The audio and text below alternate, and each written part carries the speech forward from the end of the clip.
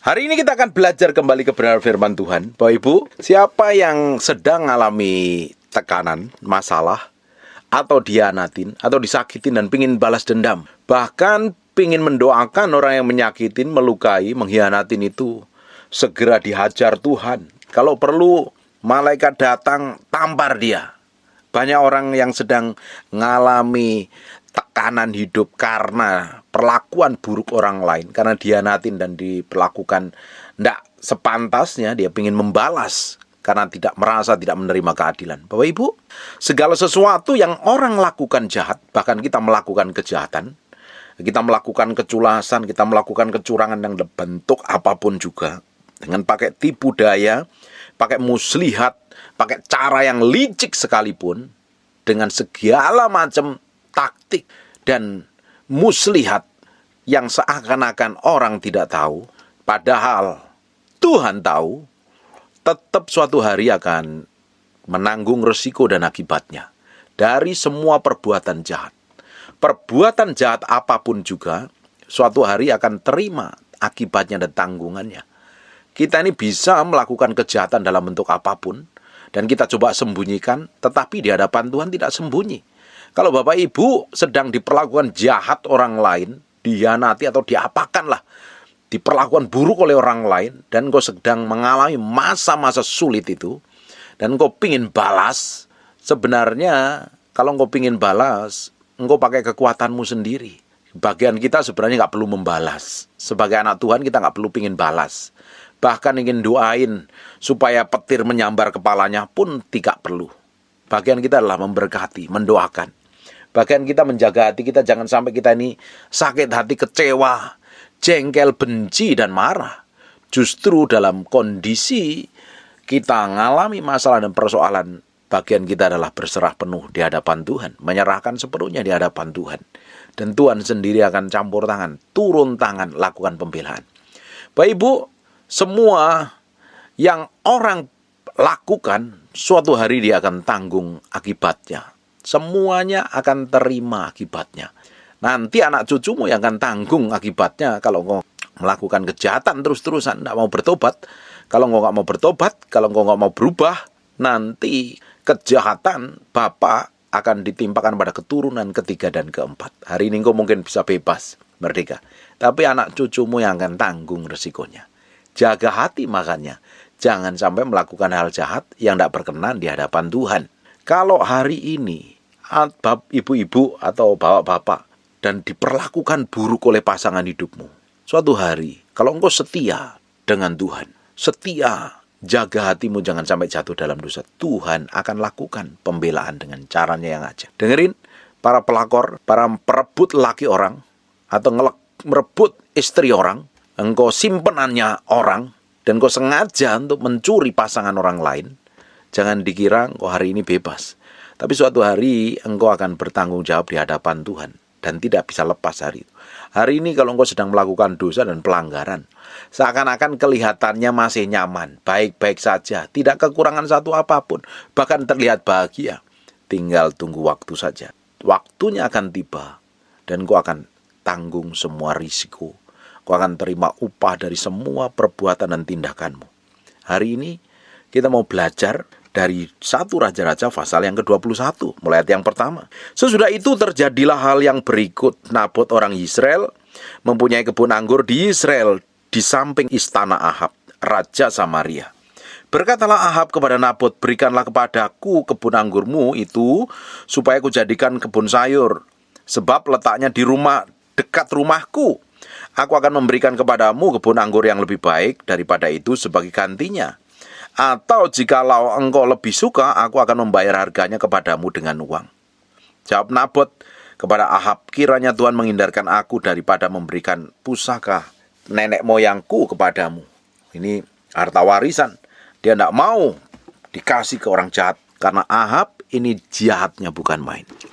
Dia punya istri yang sangat jahat lagi. Perhatikan ayat yang keempat. Lalu masuklah Ahab ke dalam istananya dengan kesal hati dan gusar. Ini gara-gara kesel dan gusar, Akhirnya apa yang dilakukan? Dia cerita sama istrinya, kita baca cerita selanjutnya. Karena perkataan yang dikatakan Nabot orang Israel itu kepadanya, tidak akan kuberikan kepadamu milik pusaka nenek moyangku. Maka berbaringlah ia di tempat tidurnya dan menelungkupkan mukanya dan tidak mau makan. Bapak Ibu, kalau kita nggak bisa jaga hati kita, seringkali ya, kalau kita ini marah, kesel sama seseorang, akhirnya apa? Kita itu memiliki sikap hati yang ngawur sekali. Kalau kesel, marah, jengkel, kita nggak bisa kendalikan diri kita, sebenarnya kita sudah jatuh di dalam pencobaan. Tinggal tunggu waktu, dari apa yang kamu kerjakan itu akan meledak menjadi persoalan yang lebih gede lagi.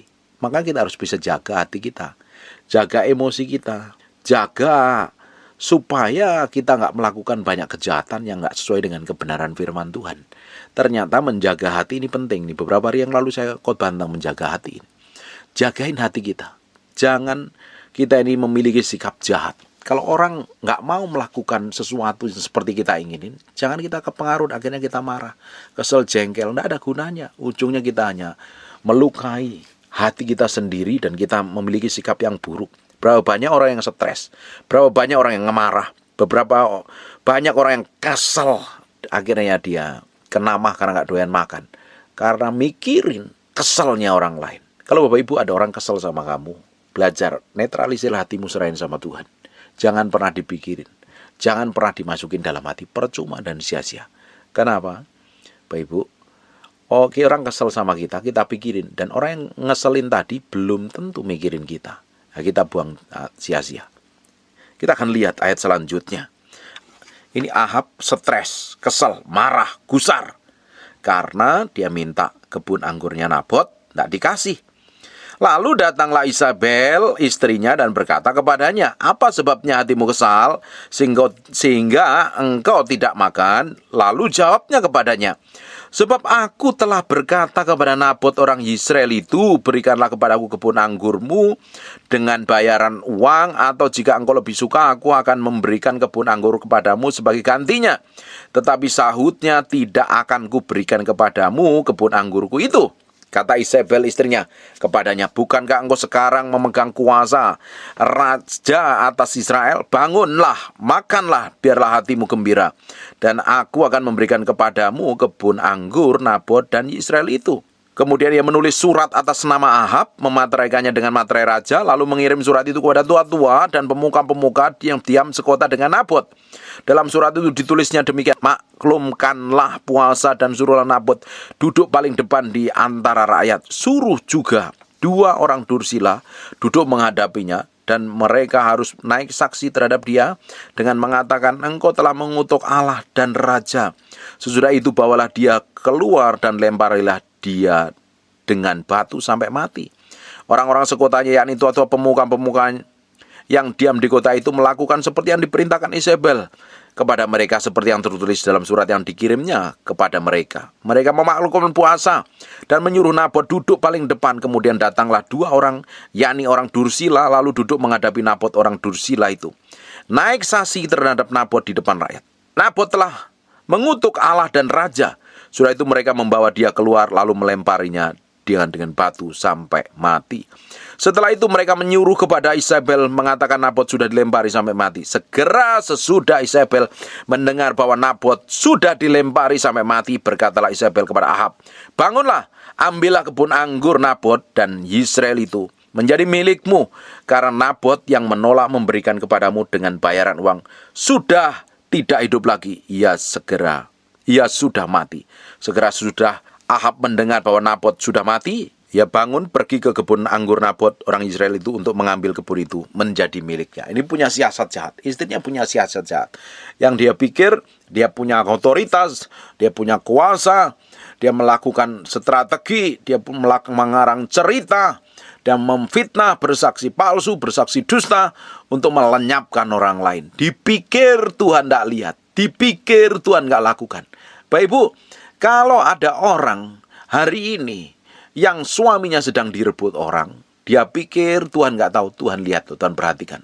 Kalau engkau setia dengan Tuhan, engkau berdoa sama Tuhan, engkau nangis sama Tuhan, ceritakan masalahmu sama Tuhan, dan posisimu benar di hadapan Tuhan, Tuhan yang akan bela hidupmu. Tuhan akan bekerja atas hidupmu.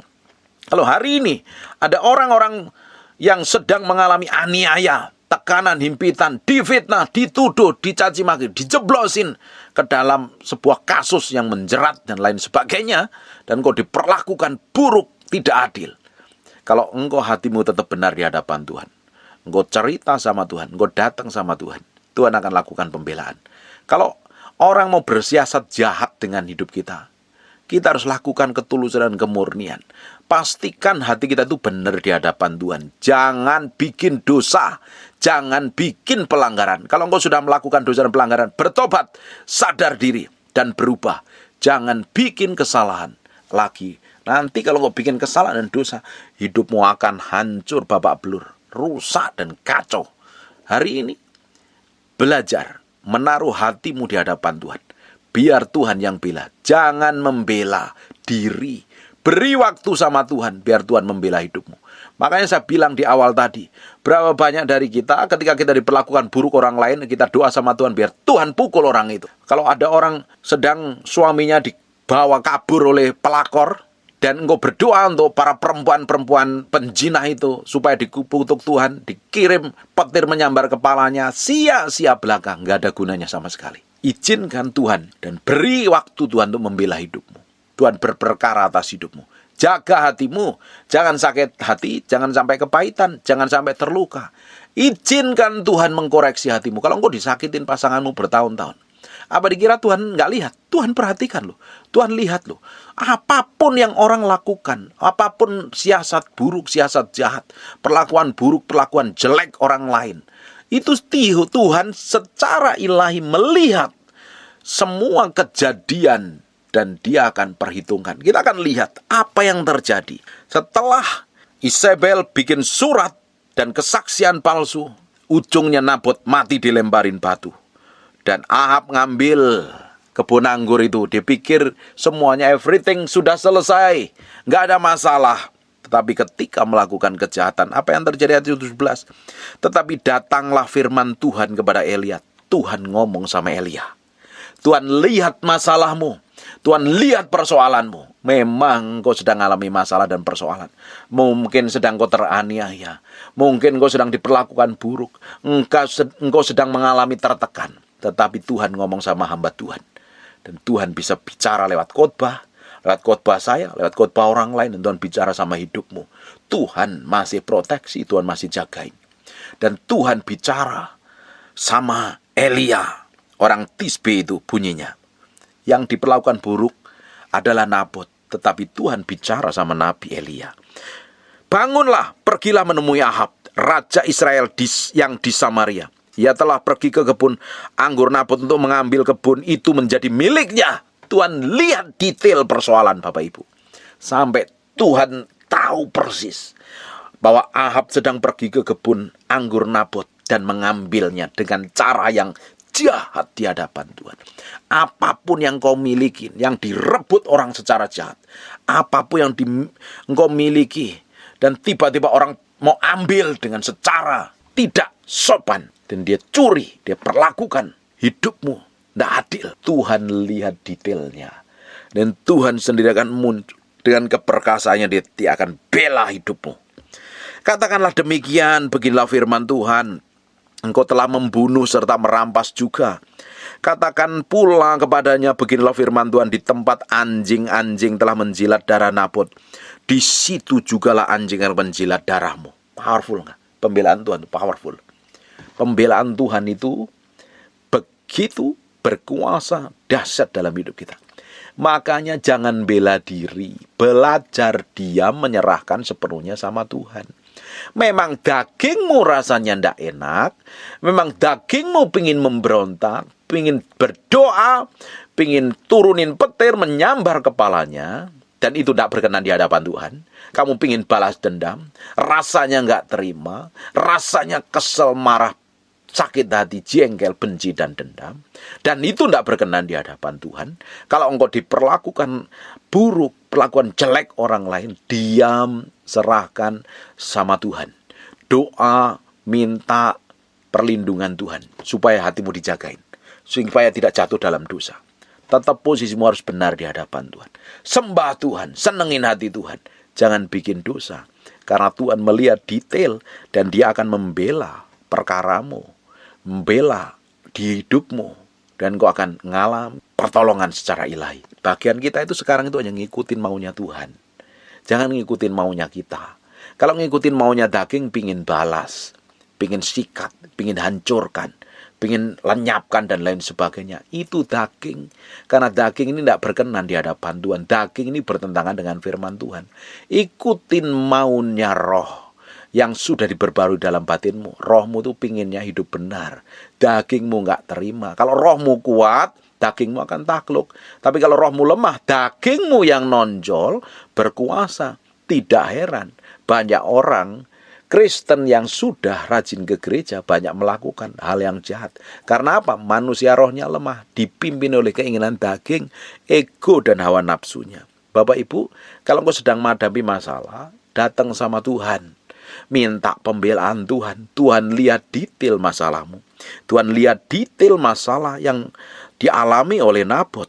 Dan Nabot dilemparin batu sampai mati, darahnya tercecer. Dari darah yang tercecer, tempat darah tercecernya Nabot itu, suatu saat darahnya Ahab dan Isabel pun akan tertumpah di sana. Itu pembelaan Tuhan. Tuhan akan lakukan pembelaannya dengan cara ajaib. Kamu jangan membela pakai kekuatanmu sendiri. Nggak akan ada benarnya, nggak akan ada bagusnya. Malah engkau jatuh dalam dosa dan pencobaan. Setan akan ambil keuntungan. Bagian kita itu ngikutin maunya Tuhan, caranya Tuhan. Bukan ngikutin cara kita. Kita akan lihat. Ayat yang ke-20. Kata Ahab kepada Elia, sekarang engkau mendapat aku, hai musuhku? Jawabnya, memang sekarang aku mendapat engkau. Karena engkau sudah memperbudak diri dengan melakukan apa yang jahat di mata Tuhan. Ini nabi yang luar biasa sekali. Tidak kompromi. Kalau orang jahat-jahat, sekalipun dia punya posisi, punya jabatan tinggi, orang kaya apapun, kalau salah, tegur, nasihatin. Sampaikan kebenaran firman Tuhan. Ini Elia adalah nabi yang tidak kompromi dengan dosa. Dosa dikatakan dengan dosa. Kalau dosa, jangan dikompromikan. Jangan mentang-mentang dia kasih persembahan gede, dia orang penting, melakukan dosa dibiarkan. Nanti malah hancur, menghancurkan hidupnya dan menghancurkan hidup orang lain. Salah, tegur salah. Saya nggak peduli Bapak Ibu dengerin khotbah saya tersinggung. Kalau engkau tersinggung, bagus. Semakin bagus, semakin engkau bisa ambil keputusan untuk berubah dan bertobat. Kejar Tuhan dan cari Tuhan. Kalau engkau dimanis-manisin terus, berapa banyak jemaat dimanis-manisin terus, akhirnya nggak dewasa di dalam Tuhan. Salah dibiarin, salah dibiarin. Engkau apalagi kalau engkau sebagai orang tua, ngelihat anakmu, salah dibiarin, dimaklumin. Nanti gedenya di penjahat ya. Salah dikatakan salah. Ditegur, dinasihatin, dididik. Itu penting. Ini dia nggak peduli Elia. Sekalipun engkau raja, kalau engkau salah, aku mau sampaikan firman Tuhan. Apa adanya. Dan ini harus disampaikan. Kebenaran disampaikan kebenaran. Bapak Ibu juga harus sadar diri. Kalau engkau sadar diri, kalau engkau salah, bertobat. Jangan sudah salah membela diri. Itu namanya kurang ajar. Udah begitu pakai ayat firman Tuhan membela diri. Wah, lebih kurang ajar lagi. Kalau sudah tahu salah, bertobat, sadar diri. Cari Tuhan, kejar Tuhan. Dan Tuhan akan pulihkan hidupmu. Jangan tutupin dengan berbagai alasan untuk menutupin kelemahan dan kekuranganmu. Toh Tuhan lihat sampai kedalaman. Detailnya apa yang kau lakukan dan kerjakan. Kedalaman batinmu pun Tuhan ngerti dan Tuhan tahu. Kita akan lihat ayat yang ke-21. Sesungguhnya aku akan mendatangkan malapetaka kepadamu, akan menyapu engkau dan melenyapkan setiap orang yang laki-laki dari keluarga Ahab, baik yang tinggi maupun yang rendah kedudukannya dari Israel. Dan aku akan memperlakukan keluargamu sama seperti keluarga Yerobeam bin Nebat. Sebab keluarga Baesa bin Ahia dan engkau menimbulkan sakit hatiku, dan oleh karena engkau mengakibatkan orang Israel berdosa. Juga mengenai Isabel, Tuhan berfirman, anjing akan memakan Isabel di tembok luar Israel. Ini benar-benar loh. Siapa dari keluarga Ahab dan yang mati di kota akan dimakan anjing, dan mati di padang akan dimakan burung di udara. Sesungguhnya tidak akan pernah ada orang seperti Ahab yang berperbudak diri dengan melakukan apa yang jahat di mata Tuhan, karena ia telah dibujuk oleh Isabel istrinya. Ternyata Yang paling berkuasa di keluarga Ahab adalah istrinya, mempengaruhi Ahab melakukan kejahatan. Bapak Ibu nanti baca seluruh perikop ini, seluruh pasal ini ceritanya seru sekali, dan akhirnya dihabisin semua keluarga dari Raja Ahab ini, tidak bersisa, benar-benar dihabisin. Bapak Ibu, apapun yang kita lakukan, apapun yang kita kerjakan, Tuhan lihat, Tuhan perhatikan. Dan suatu hari, kalau kita nggak bertobat, kalau kita nggak cari Tuhan sungguh-sungguh, akhirnya Tuhan sendiri akan turun tangan, yang akan membereskan hidupmu yang tidak berkenan di hadapan Tuhan. Bapak Ibu, jalan cari Tuhan, kejar Tuhan, senengin Tuhan, muliakan Tuhan, supaya hidup kita semakin didapati menjadi orang yang menyenangkan hati Tuhan. Ini keluarga Ahab ini dihabisin ujungnya. Tidak ada yang tersisa sama sekali. Coba lihat, perhatikan di ayat 21. Sesungguhnya aku akan mendatangkan malapetaka kepadamu. Aku akan menyapu engkau, melenyapkan setiap orang laki-laki dari keluarga Ahab, baik yang tinggi maupun yang rendah kedudukannya di Israel. Dan aku akan memperlakukan keluargamu seperti keluarga Yerobeam bin Nebat, seperti keluarga Baesa bin Ahia. Oleh karena engkau menimbulkan sakit hatiku, dan oleh karena mengakibatkan orang Israel berbuat dosa. Kita akan lihatnya, apa yang dilakukan Tuhan pada keluarga Yerobeam ini. Mereka juga dipunahkan habis total. Bapak Ibu nanti baca seluruh ceritanya tentang keluarga Ahab, matinya mereka mengerikan sekali. Dan kita akan lihat apa yang dilakukan Tuhan oleh keluarga Yerobeam bin Nebat. Bapak Ibu, sekarang kita buka di 1 Raja-Raja pasal yang ke-15 ayat yang ke-29. Kita lihat mulai ayat 28. Baesa membunuh dia dalam tahun ketiga zaman Asa Raja Yehuda, dan menjadi raja menggantikan dia. Segera sesudah ia menjadi raja, ia membunuh seluruh keluarga Yerobeam. Tidak ada yang bernafas yang ditinggalkannya. Hidup daripada Yerobeam sampai dipunahkan semuanya, sesuai dengan firman Tuhan yang diucapkan dengan perantaraan hambanya Ahia orang Silo itu. Bapak Ibu, akhirnya apa? Mati semua, dihabisin. Ini gara-gara ini dihabisin semuanya. Makanya segala sesuatu yang kita lakukan, yang kita perbuat, Tuhan lihat, Tuhan perhitungkan. Kalau kita melakukan yang benar di hadapan Tuhan, Tuhan muncul dengan kekuatan dan kuasanya. Tuhan muncul dengan pembelaannya atas hidup kita. Makanya jalan terus sama Tuhan. Jalan terus sama Tuhan. Tuhan sendiri akan membela. Tuhan sendiri akan beracara dalam kehidupan kita. Saya berdoa hari ini, apapun yang sedang kau alami, engkau diperlakukan buruk orang lain, suamimu dibawa kabur orang, istrimu dibawa kabur orang, datang sama Tuhan. Ceritakan semua masalahmu sama Tuhan. Izinkan Tuhan membela hidupmu. Jangan kau melakukan apa-apa. Biar Tuhan yang bela, Tuhan yang berperkara. Tuh Pak, kok dia tambah kurang ajar Pak. Serahin sama Tuhan. Tuhan sendiri akan muncul dengan caranya yang ajaib. Pak, aku udah ditipu orang Pak. Aku sampai habis-habisan sampai melarat. Datang sama Tuhan. Tuhan lihat kok. Tuhan akan bela kamu. Ahab merebut kebun anggur Nabot. Ujungnya seluruh keluarganya dipunahkan karena melakukan cara yang jahat. Segala yang dicuri setan atas hidupmu, kalau engkau hidup benar di hadapan Tuhan, Tuhan akan kembalikan double porsi. Hari ini bagian kita adalah menjagain hati kita. Jangan tercemari dengan kepahitan, pingin balas dendam, jengkel, marah, sakit hati, dan lain sebagainya. Taruh hatimu sepenuhnya di hadapan Tuhan. Tuhan sendiri akan bekerja dengan caranya yang ajaib.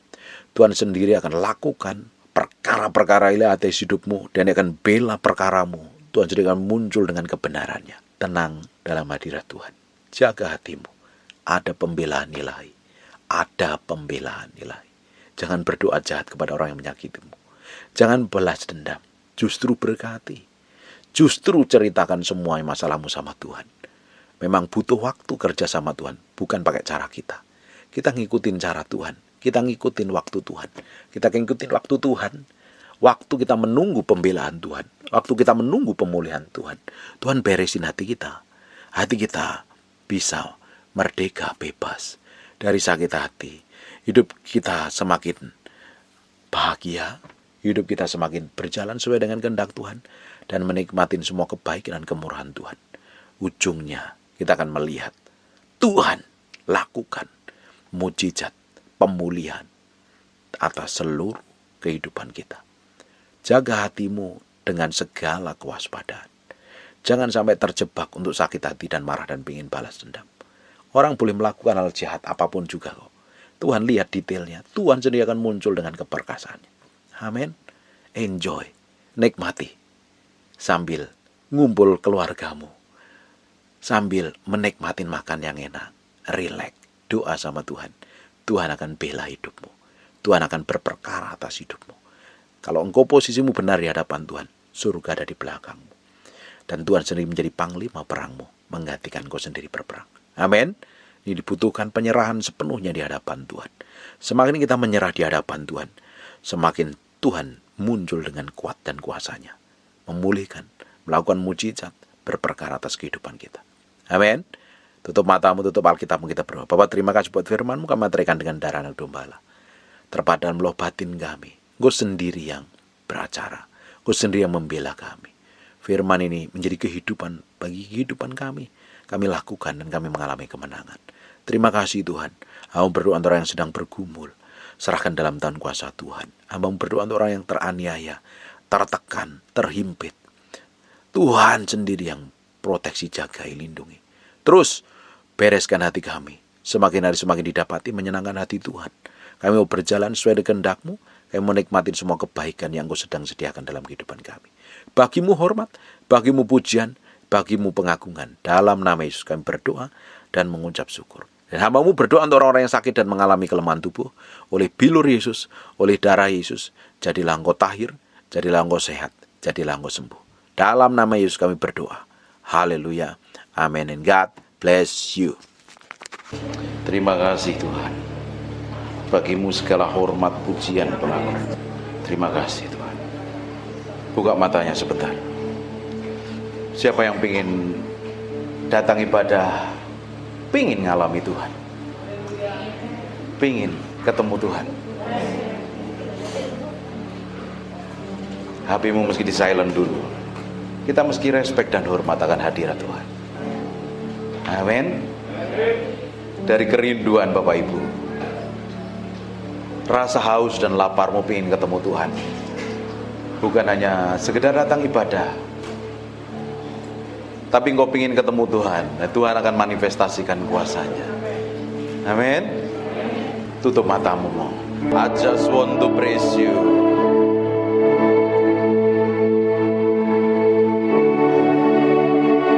Aku berdoa ada urapan Tuhan sedang turun dalam ruangan ini.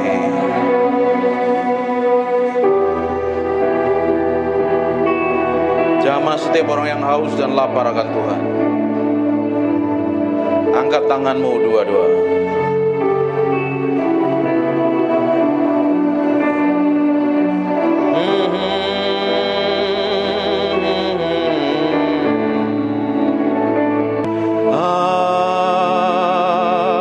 Just want to praise you. Lift my hands and say, I love you. You are everything to me, and I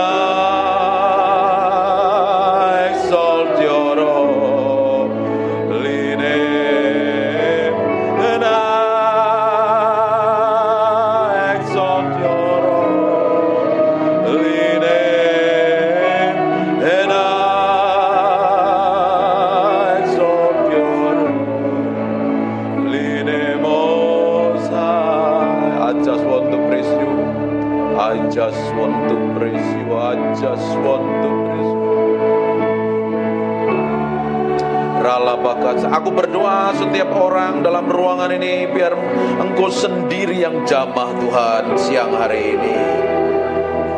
Aku berdoa ada orang raus dan lapar akan Tuhan, sedang dilawat Tuhan dalam nama Yesus Kristus. Aku lepaskan urapan itu turun dalam nama Yesus Kristus. Ike poko nomontoko. Di ruangan sebelah aku berdoa ada penguarapan turun. Tutup matamu. Ada kuasa Allah sedang mengalir dalam ruangan sebelah. Dalam nama Yesus Kristus. Repoko sento nomotoko robota papa nementere bete bebe neme pipiana mata. Inna mata karala basyente bege nemoto. Inomotoko ronomoto. Nikmatin Tuhan. Aku berdoa ada gelombang yang kuat mengalir dalam ruangan ini. Gelombang itu turun mengalir menjamah setiap orang yang ada dalam ruangan ini. Aku berdoa sekarang juga urapan itu turun. In Jesus name.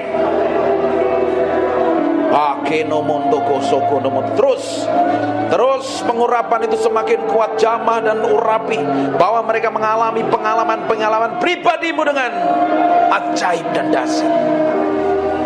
Nikmatin Tuhan. Nikmatin Tuhan. Fokus sama Tuhan. Alami Tuhan siang hari ini. Alami Tuhan. Alami Tuhan. Alami Tuhan. Ada beberapa orang sedang dijamah. Aku berdoa. Ada seseorang yang sedang dipenuhi dengan urapan mengalir dari ujung rambut sampai telapak kaki. Ada sesuatu yang bergerak semakin kuat. Aku berdoa pengurapan itu semakin meluap. Penuhi mereka dalam ruangan ini dengan hadirat-Mu. Agar ada orang-orang yang sudah lama tidak ikut Tuhan, sudah jauh dengan Tuhan. Hari ini sedang Tuhan sedang menjamah-Mu. Maka rabaseke mende bikene mete mende bikene mete pepe namata. Sembah Dia. Mulai sembah Dia. Semakin kuat. Makerobotokon. Seperti gelombang mengalir dalam ruangan ini, memenuhi orang-orang yang haus dan lapar akan hadirat-Mu. Makarabasyanda makana mate kene bete. Imekere bete bebe kene bebe.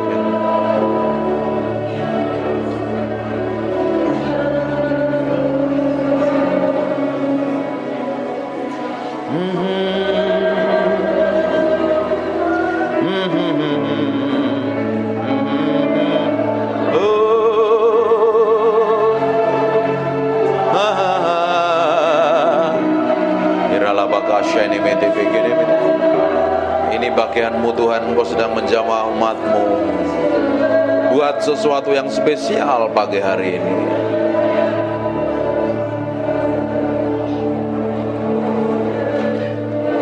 I just want to praise You. Lift my hand. I love You. You are everything to me. And I exalt Your holy name. And I exalt Your holy name. And I exalt Your holy name, Most High. Terima kasih Tuhan. Biar pengurapan-Mu tetap hadir dalam ruangan ini. Kami hormati Engkau, kami hargai Engkau. Engkau yang layak dipuji dan disanjung. Biar pengurapan-Mu, roh hikmat, wahyu dan pengertian tetap tinggal di antara kami. Dalam nama Yesus. Haleluya. Amin. Silakan duduk kembali. Breathe upon me. Come breathe upon me. Breath of God. Matiin handphone. Breathe upon me. Spirit of the Lord. As I lift my hand in surrender to Your name, Most High, I'm yielding Spirit, walking in your love. Jesus, I adore. Jesus, I adore. Ada anak kecil bisa di kamar sebelah, ruangan sebelah. Jesus, I adore your holy name. Breathe upon me, breath of God. Breathe upon me, Spirit of the Lord. As I lift my hand in surrender to your name, Most High, I'm yielding to your Spirit,